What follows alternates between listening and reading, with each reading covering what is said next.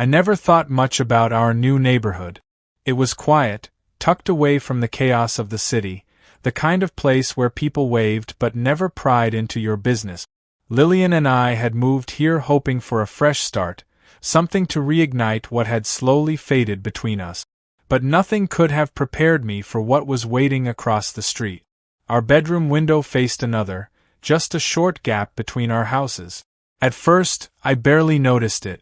But one night, as I brushed my teeth, my eyes landed on a figure standing near the open window across from us.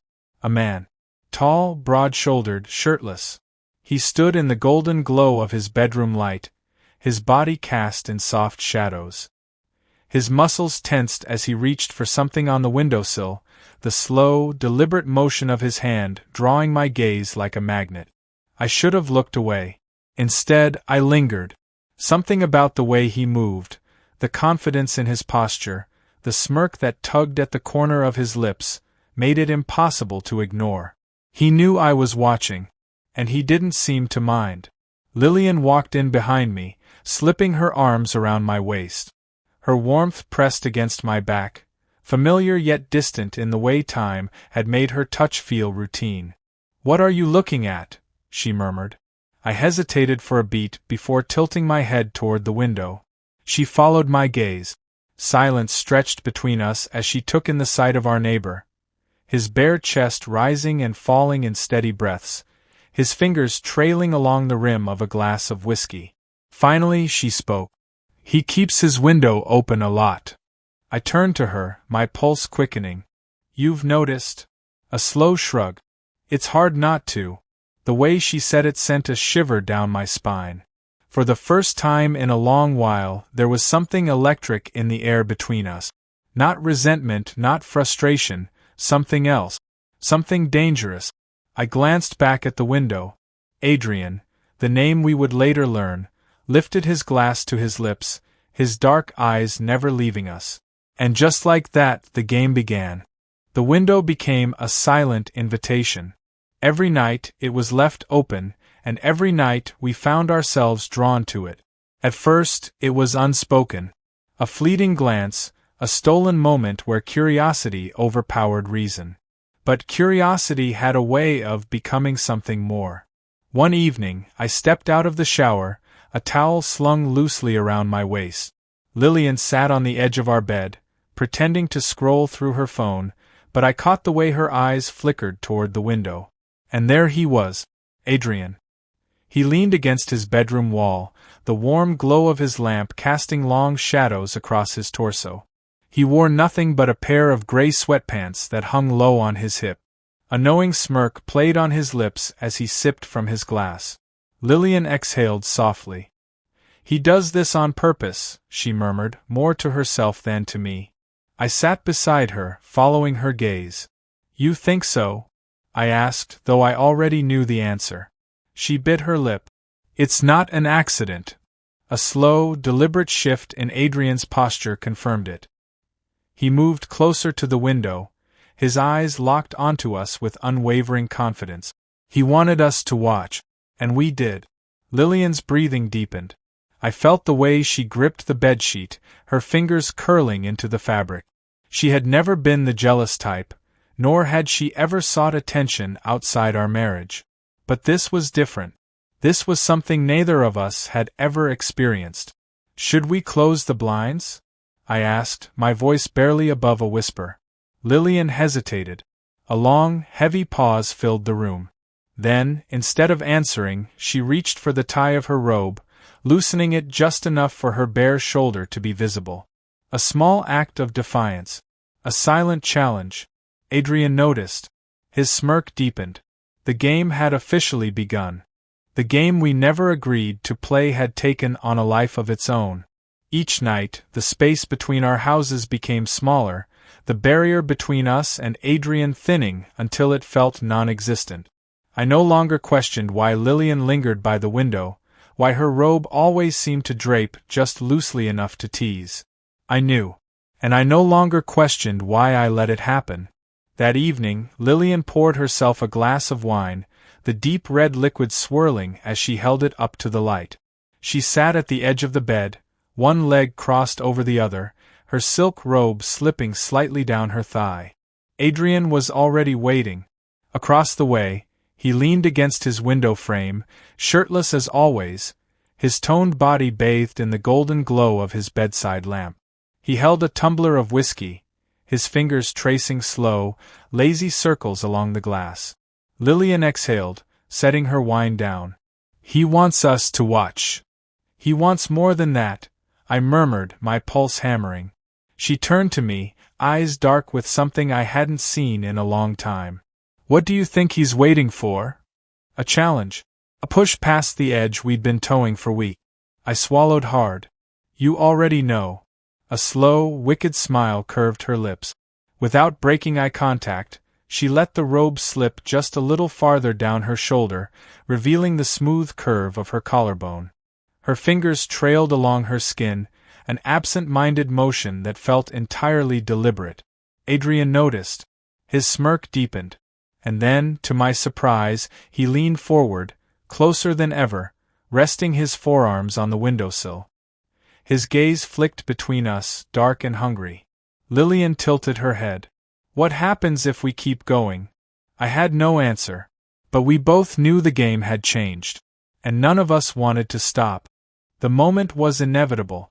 Temptation had woven itself between us, pulling tighter each night, erasing the boundaries we once thought were unbreakable. That evening, a storm rolled in. Rain drummed softly against the window, blurring the glass. But even through the haze of water droplets, Adrian was there, waiting. Lillian stood near the window, swirling the last of her wine in her glass. Her robe barely clung to her shoulders, the silk fabric teasing more than it covered. She didn't sit down this time. She didn't pretend to be uninterested. And neither did I. We had stopped lying to ourselves. Adrian smirked as he leaned against his window frame, his body lit by the soft glow of his bedside lamp. He ran a hand through his dark hair, his gaze flicking between the two of us, patient, expectant. Lillian exhaled sharply, turning to me. "If we do this..." She didn't finish the sentence. She didn't have to. I stepped closer, sliding a hand around her waist, feeling the heat of her skin beneath my palm. She shivered, not from the cold, but from the anticipation that thickened the air. Across the way, Adrian's fingers grazed the waistband of his sweatpants, teasing just below the hem. He was waiting for us to make a move. The question lingered between us. Would we? Lillian's breath hitched as she leaned into me, her head resting against my shoulder. My grip tightened on her waist, every nerve ending in my body on fire. The storm outside howled, drowning out the rest of the world. But inside this moment there was only us. And him. And the fact that we had already crossed the line. There was no turning back. The line between curiosity and desire had blurred beyond recognition. Every night, the window had become our secret, a shared understanding with Adrian, but also something more intimate between Lillian and me. It wasn't just about being watched anymore. It was about wanting to be seen. Tonight felt different. The rain had stopped, leaving the air thick with humidity. The moon hung low in the sky, its soft light casting a silvery glow across the room. I could feel the tension in the air, thick as a storm about to break. Lillian stood at the window again, her back to me, her robe now completely open, revealing the smooth curve of her back and the delicate arch of her neck. Her skin was like porcelain, glowing in the moonlight. Adrian stood across the way, his window open, his eyes fixed on her. I knew he hadn't moved since the moment she'd stood there. The anticipation was palpable. His shirtless frame was a dark silhouette against the soft lighting of his room, the outline of his muscles sharp, his eyes intense. He hadn't shifted his gaze from her. Lillian looked back at me over her shoulder. Her eyes were heavy with something I couldn't name, something I hadn't seen in her for a long time. "Are we really doing this?" she asked, her voice low, almost breathless. I took a step toward her, my hands sliding around her waist. "We've been doing it for days." Her body trembled slightly in my hands, but it wasn't fear, it was desire. She had crossed the threshold before I had. and I followed her without hesitation. I kissed the back of her neck softly, my lips tracing the curve of her spine, and her breath caught in her throat. For the first time in ages, the distance between us evaporated. There was no hesitation, no holding back. Every touch was electric, every breath shared between us. Behind her, Adrian moved closer to his window, his eyes burning with an intensity that sent a shiver down my spine. He was watching us now, and I could feel his gaze like a tangible presence in the room. I wanted to look back at him, but my attention was entirely on Lillian. Her breath hitched again as I slid the robe from her shoulders, the fabric slipping to the floor. She wasn't shy, wasn't uncertain. She stood there, exposed, vulnerable, but with a power I hadn't seen before. "Are you sure?" I whispered, my hands still caressing her skin. Lillian didn't answer. She didn't need to. With a look, with a slow, deliberate movement, she reached for my shirt, tugging it off and throwing it to the side. The space between us was gone, our bodies touching, pressed together in a way that felt like it had always been meant to be this way. Adrian wasn't the only one watching. I could feel the electricity between us, the undeniable connection that had sparked the moment we'd first acknowledged our neighbor's silent invitation. But tonight? Tonight it was us. We were the ones who had chosen to give in. Her lips met mine in a kiss so urgent it left us both breathless. I could feel the pulse of desire in her, the way her body responded to mine, the way she melted into me as if we'd been waiting for this moment to happen. And still Adrian watched. But this time, his gaze didn't feel like a trespass. It felt like an invitation to something darker, something deeper.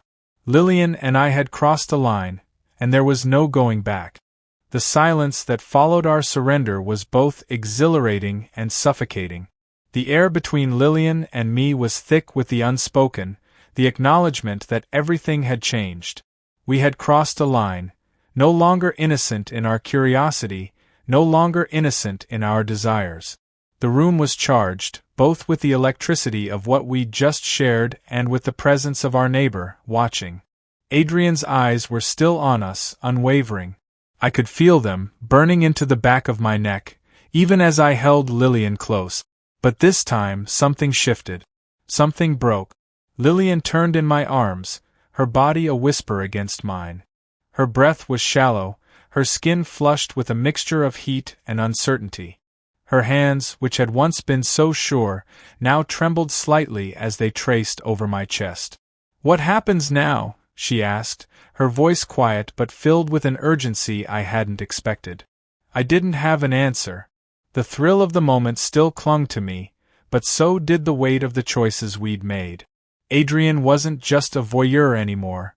He was part of this, whether we wanted him to be or not. His presence had threaded itself between us, igniting something in Lillian and me, but it had also planted a seed of doubt. Lillian stepped back slightly, her eyes flicking nervously to the window. "Do we keep doing this? Do we let him keep watching?" I didn't know what to say. The truth was, I was as drawn to Adrian as she was, but something about it all felt different now. The heat between us, the stolen moments of intimacy, had started to shift into something darker. There was power in our actions, but also a cost. We hadn't just opened a window between our houses.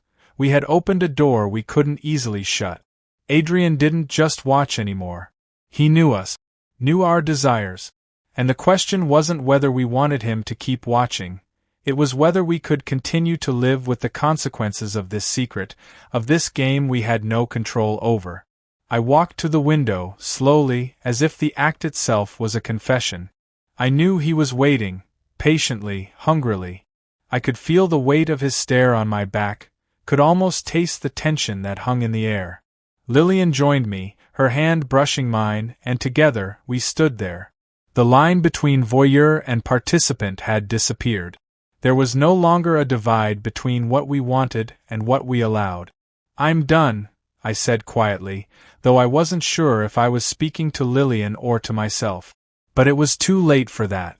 As soon as I closed the window, as soon as I turned my back on the temptation, I felt it, the tension break, the last vestige of control slipping through my fingers.